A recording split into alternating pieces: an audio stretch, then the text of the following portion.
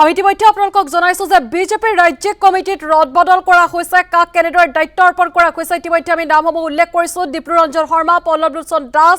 ঋতুপৰ্ণ বৰুৱা অনুপ বৰ্মনক সাধাৰণ সম্পাদকৰ দায়িত্ব অৰ্পণ কৰা হৈছে 10জনকৈ সম্পাদকৰ নাম ইতিমধ্যে ঘোষণা কৰিছে ৰাজ্যিক বিজেপিয়ে আৰু অধিক তথ্যৰ বাবে আমি ফোন লাইনত সংযুক্ত হৈছো আমাৰ পলিটিকেল এডিটৰ লেনিন সৌৰভৰ সৈতে লেনিন আপোনাৰ ওচৰলৈ আহিছো যিহেতু কেইবাজনো কিন্তু কংগ্ৰেছৰ পৰা নতুনকৈ বিজেপিত যোগদান কৰিছে তেওঁলোকৰ কিন্তু আশা সম্পূৰ্ণৰূপে নিৰ্বাপিত হৈ গৈছে এই কমিটি গঠন কৰাৰ পাছতে আমি আপোনাৰ ওচৰলৈ আহিছো হয় নিতু যেতিয়া এটা ৰাজনৈতিক দলত যেতিয়া এজন নতুন সভাপতি হিচাপে দায়িত্ব লয় তাৰ খুব কম দিনৰ পিছতেই নতুন কমিটি এখন সভাপতিয়ে নিজৰ মতে গঠন কৰে দিলীপ শইকীয়াই কিন্তু এই ক্ষেত্ৰত কিছু সময় ল'লে দিলীপ শইকীয়াই সভাপতি দায়িত্ব লোৱাৰ পিছত কমিটিখন গঠন কৰাৰ ক্ষেত্ৰত কিছু সময় ল'লে কিন্তু তাৰ তুলনাত আপুনি যদি চাই গৌৰৱ গগৈ দায়িত্ব লোৱাৰ কিছুদিন পিছতেই কিন্তু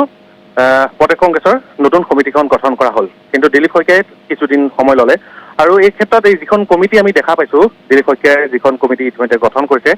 তাত আমি বহুকেইটা দিশ আমি আমাৰ চকুত পৰিছে প্ৰথম কথাটো আপুনি ইতিমধ্যে উল্লেখ কৰিছে যে কংগ্ৰেছী ইয়াত স্থান নাই আৰু কিন্তু আপুনি যদি চাই বিস্মিতা গগৈ আৰু জুৰি শৰ্মা বৰদলৈক কিন্তু ইয়াত স্থান দিয়া হৈছে ৰাণা গোস্বামীক কোনো ইয়াত স্থান দিয়া হোৱা নাই ৰাণা গোস্বামীয়ে কংগ্ৰেছৰ কাৰ্যকৰী সভাপতি আছিল ৰাণা গোস্বামী কংগ্ৰেছৰ কাৰ্যকৰী সভাপতিজনে ভাৰতীয় জনতা পাৰ্টিত যোগদান কৰাৰ পিছতে কিন্তু উপসভাপতিৰ পদৰ অধিষ্ঠিত কৰোৱা হৈছিল ভৱেশ কলিতাই ৰাণা গোস্বামীক উপসভাপতিৰ পদ দিছিল কিন্তু এইবাৰ দেখিবলৈ পোৱা গ'ল যে কংগ্ৰেছৰ এজন শীৰ্ষ পৰ্যায়ৰ নেতাই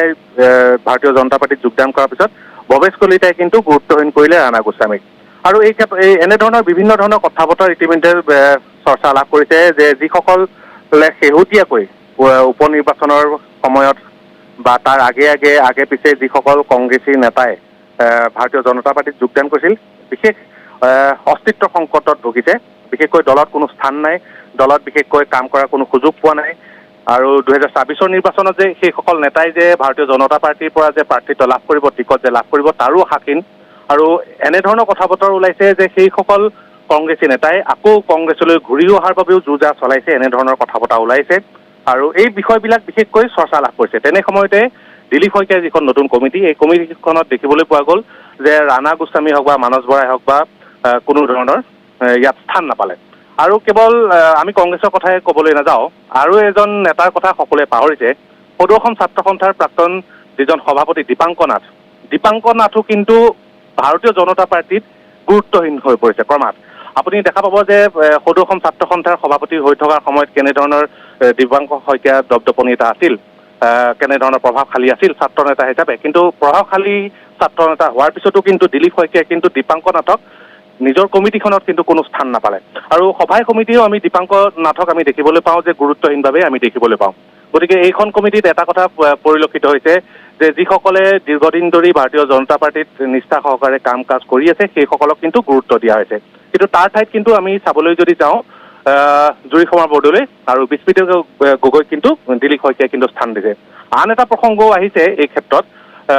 যে যিসকলক ইয়াত স্থান দিছে এই কমিটিখনত হয়তো 2024 যিসকল প্ৰাৰ্থিত্ব প্ৰত্যাশী আছে এই প্ৰাৰ্থিত্ব প্ৰত্যাশীসকলে হয়তো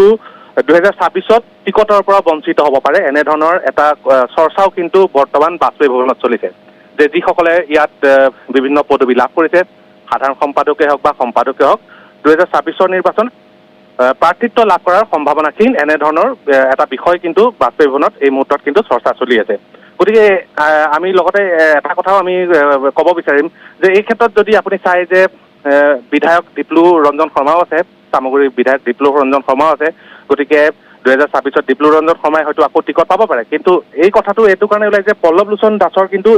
আজিৰ তাৰিখত 2024 নিৰ্বাচনলৈ যদি আপুনি চাই পল্লৱ লোচন দাসৰ কিন্তু 2024 কাৰণে কিন্তু কোনো এটা সমষ্টি এই মুহূৰ্তলৈকে নাই গতিকে এনেধৰণৰ কথা বিতৰা লৈ বৰ্তমান বাজপেয়ী ভৱনত বিভিন্ন ধৰণৰ গুণা কথা চলিছে কিন্তু এই মুহূৰ্তত এটা কথা আমি নিশ্চিতভাৱে আমি ক'ব পাৰোঁ যে প্ৰত্যেকজন নতুনকৈ দায়িত্ব লাভ কৰা সভাপতিয়েই নিজৰ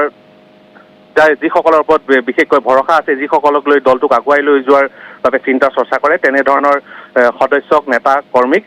বিভিন্ন পদবীত দিয়ে আৰু এই ক্ষেত্ৰত দিলীপ শইকীয়াকো আমি দেখিবলৈ পালো যে দিলীপ শইকীয়াও এই ক্ষেত্ৰত এখন নিজৰ মতে এখন কমিটি বনাই লৈছে, হয়তো বিভিন্ন জ্যেষ্ঠ নেতাৰ সৈতেও আলোচনা কৰিছে। আৰু এই মুহূৰ্তত আমি এটা কথা ক'ব বিচাৰিম যে যোৱাবাৰ মনোজ বৰুৱাক ভাৰতীয় জনতা পাৰ্টীৰ মুখপাত্ৰ আছিল, এইবাৰ মনোজ বৰুৱাৰ উপসভাপতিৰ দায়িত্ব দিয়া হৈছে আৰু কিশোৰ উপাধ্যায়ক মুখপাত্ৰৰ দায়িত্ব দিয়া হৈছে। আৰু ইতিমধ্যে আপুনি জনাইছে যে উপসভাপতি 10জন, সাধাৰণ সম্পাদক 4জন, সম্পাদক 4জন আৰু কোষাধ্যক্ষৰ পদবীৰ কথাটো আমি ক'ব বিচাৰিছো। ভাৰতীয় জনতা পাৰ্টীৰ কোষাধ্যক্ষৰ পদত বিগত সময়ছোৱাত যিজনে বিশেষকৈ এই হৈ আছিল ৰাজকুমাৰ শৰ্মাক পুনৰ এইবাৰ ভাৰতীয় জনতা পাৰ্টীৰ কোষাধ্যক্ষৰ পদটো অলংকৃত কৰা হৈছে। গতিকে এই মুহূৰ্তত এই কমিটিখনত বহুকেইটা দিশ ওলাইছে যে ইতিমধ্যে আমি উল্লেখ কৰিছো দীপাংকৰ নাথ গুৰুত্বহীনৰ পৰিলে, কংগ্ৰেছৰ পৰা যিসকল আহিলে বিজেপি তেখেতসকলো গুৰুত্বহীন পৰিলে, প্ৰাৰ্থিত্ব পাব নে নাই তাৰো সন্দেহ আছে। আৰু ইয়াত কিন্তু ভাৰতীয় জনতা পাৰ্টীৰ পূৰ্বৰ যিসকল নেতা সেইসকলো হয়তো দলৰ হৈ নিষ্ঠাৰে কাম কৰিবৰ বাবে হয়তো 2026ত টিকটৰ পৰা বঞ্চিত হ'ব পাৰে। এনেধৰণৰ বিভিন্ন কথা বতৰা বৰ্তমান গুণা কথা চলি আছে। নিতু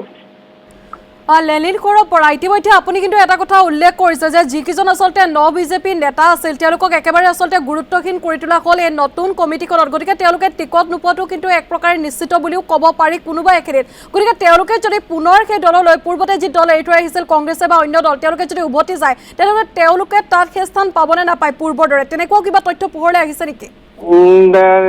নিতু এই ক্ষেত্ৰত এটা কথা মই জনাব বিচাৰিছো যে ভাৰতীয় জনতা পাৰ্টীৰ আপুনি যদি চাই